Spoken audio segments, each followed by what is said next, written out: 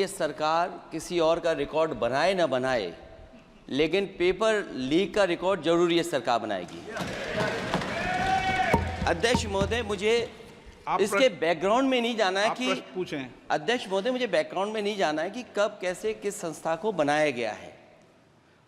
पूरे देश के छात्र इस पे आंदोलित थे। लगातार अखबार और सीबीआई की जांच के बाद चीज़ें सामने आ रही हैं, लोग पकड़े जा रहे हैं, जेल भेजे जा रहे हैं। मैं अध्यक्ष महोदय आपके माध्यम से पूछना चाहता हूं मंत्री जी से, क्या सेंटर वाइज जिन बच्चों को सबसे ज़्यादा नंबर मिले हैं, क्या उसकी सूची जारी करेंगे? 30,000 सीटें जहाँ हैं, कई सेंटर अध्यक्ष महोदय ऐसे हैं जहाँ 2,000, 2,500 बच्चे पास हो गए हैं। सरकारी सीटें 30,000 हैं, कई सेंटर में 2,000 से ज़्यादा पास हो गए। कई प्रदेश के ऐसी जगह है जहाँ पर कुछ सेंटर से 600 से 650 से ज़्यादा सबसे ज़्यादा नंबर हैं।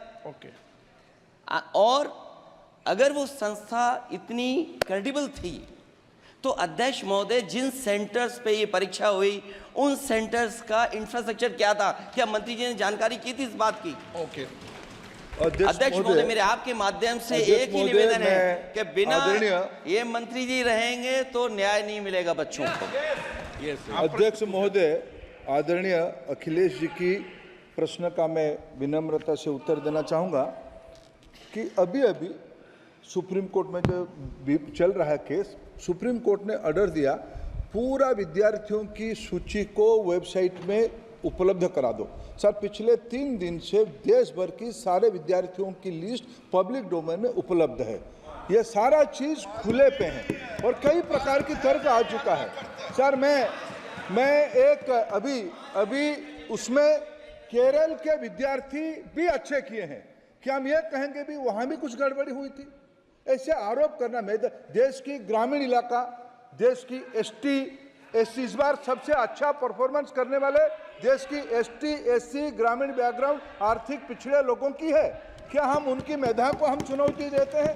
और बाकी रहा क्वेश्चन पेपर लीक की, सर मैं शुरू से मेरा एक स्टैंड रहा, राजनीति नहीं करना, लेकिन अखिलेश जी जब वहाँ दायित्व में थे उस सूबे की, सर सारे सूची है कितने बार उत्तर प्रदेश में क्वेश्चन पेपर लीक हुए हैं। माननीय एक minute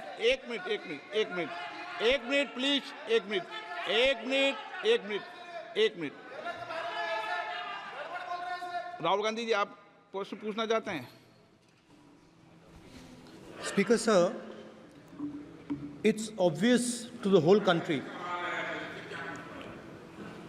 It's obvious to the whole country that there is a very serious problem in our examination system.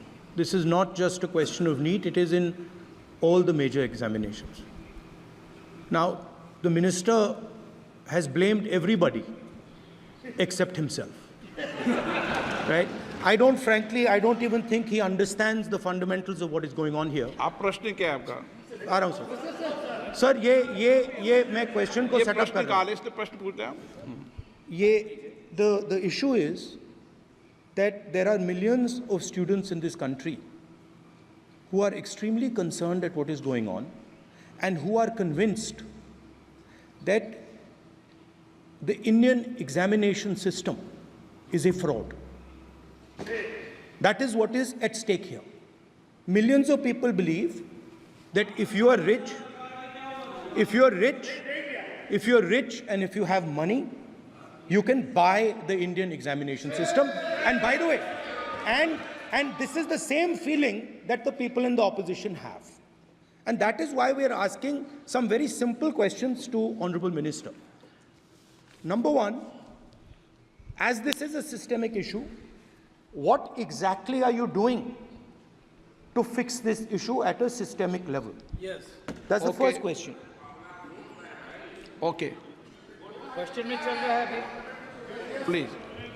अब मैं मंत्री जी, मैं एक बार बोल दूं इस बात पे?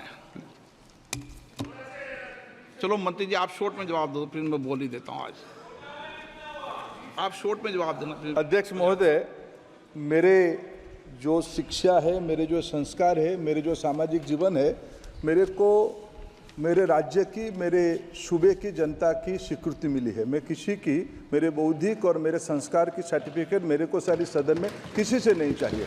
देश की प्रजातंत्र में चुन के मेरे नेता प्रधानमंत्री मोदी जी को प्रधानमंत्री की भूमिका दिया है।